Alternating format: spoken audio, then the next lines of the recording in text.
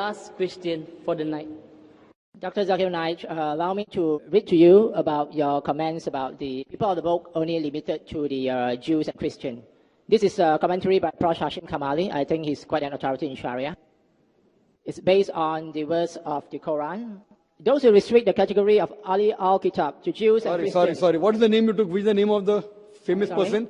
You said that. Just now. What was the name of the commentary? Who wrote it? Prof. Hashim Kamali. Hashim Kamali. I haven't heard of him. First time I'm hearing. Yeah, please Google him. No, you said he's very famous. He's the chairman of Institute of Advanced Islamic Study in Malaysia. Maybe famous in Malaysia. Yeah. Maybe famous. He may be good scholar. I'm not saying he's bad. Yeah, I'll pass you his book. You can read. But right now, just for the benefit I haven't heard of him. He may be a good person. He may be a good scholar. I'm not disagreeing with that. But I personally haven't heard of him. Yes, you can read the commentary. Okay. This is based on the Quran. He says that those who restrict the category of ahli al-kitab to the Jews and Christians quote in authority the Quran, chapter 6, verse 156, which declares that books were revealed to two groups before. But the context where this phrase occurs actually questions rather than endorses the spirit of such limitation. Let us briefly examine the context. The verse, chapter 6, verse 156, immediately follows two other verses, one of which affirms the veracity of the Torah that contain guidance and light.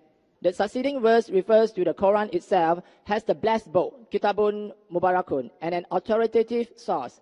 And then comes the verse 6:156. Lest you should say, bracket, think, that books were sent down to two, bracket, groups of people, bracket, only before us, and for our part we remain unacquainted with a revealed book.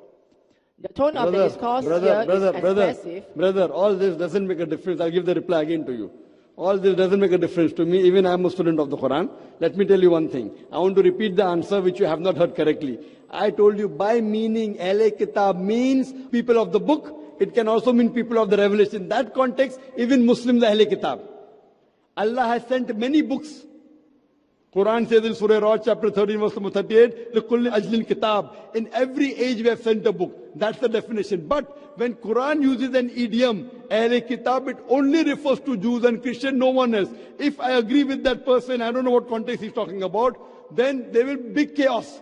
Among the Ahle Kitab, there are those who say this. And it says, Ahle Kitab believe in law and gospel, meaning Torah and the Injil. With these, there are many verses in the Quran. With this, it is 100% sure that whenever Quran refers to Ahle Kitab, it only refers to Jews and Christians as an idiom.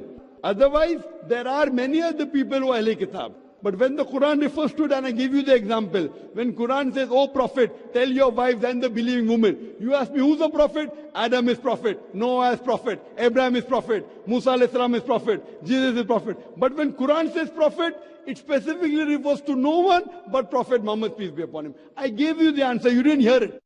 I hear you, but I hope this that is you the also... answer. I disagree because if I follow with that, there will be contradictions in the Quran. I don't agree there's contradiction in the Quran. Quran says, Ahle Kitab believe in Torah and the Injil. Now you will say, Buddhists believe in Torah and Injil? They cannot. Dr. Zakir, I think we should learn how to agree to disagree. Not agree to disagree. What you're saying, if I agree with you, I'll have to believe that... I'm not asking you to agree with me. I'm just Brother, sharing your view. I disagree with you. You shared the view of an eminent Muslim scholars. There are many eminent people who can make mistakes, and there are many good scholars who have made mistakes. I don't disagree he's not eminent. I'm not saying he's not eminent. Okay, since you say this Abdullah Yusuf Ali which I quote, this Abdullah Yusuf Ali, brother, you want to keep on speaking? Have you come here to give a speech? This book which I refer, the translation, Abdullah Yusuf Ali, according to me, it's the best translation available. There are mistakes in this also. Just because it's best, it doesn't mean because human beings are bound to make mistakes.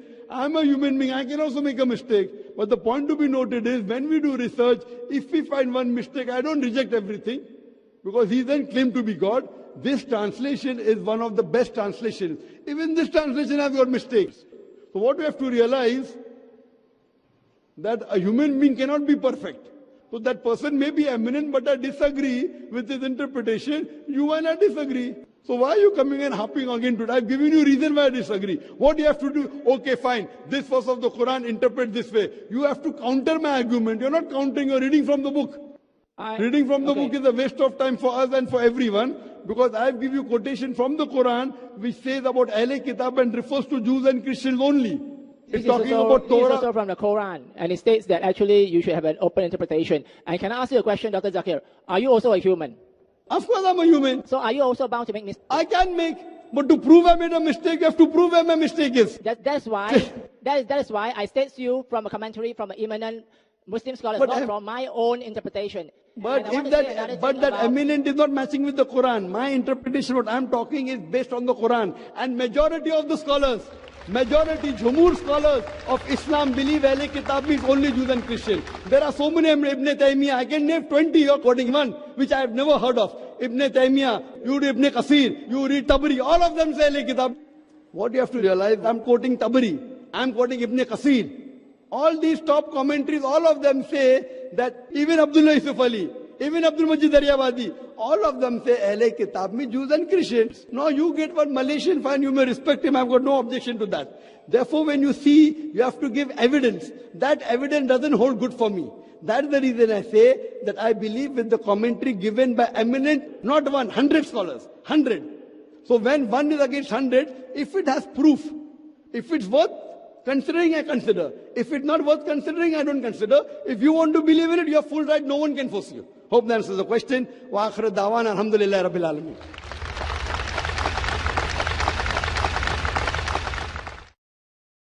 Would you like to admit yourself to the school of Islam? Dr. Zakir Naik, based on verse 48 Ma'idah, I think Allah or God has made it so clear that it is not His will. You know, He said, if I had so will, I'll make you a single people, but that's not His plan. So in other words, Allah knows best, and no, that's not His plan. Does not that verse of the Quran, if He wanted, He could have made everyone believe. Then where is the test? If the teacher says, if I want, I can pass everyone, then no one will study. So Allah is telling, for Him to make everyone believe is very easy. But because this is the test, as I quoted the verse of Surah Mulk, chapter 67, verse number 2, Allazi khalaqal mawta wal hayata. It is Allah who has created death and life to test which of you is good indeed. If He makes everyone believe, then where is the test? He's already created that creation, the angels.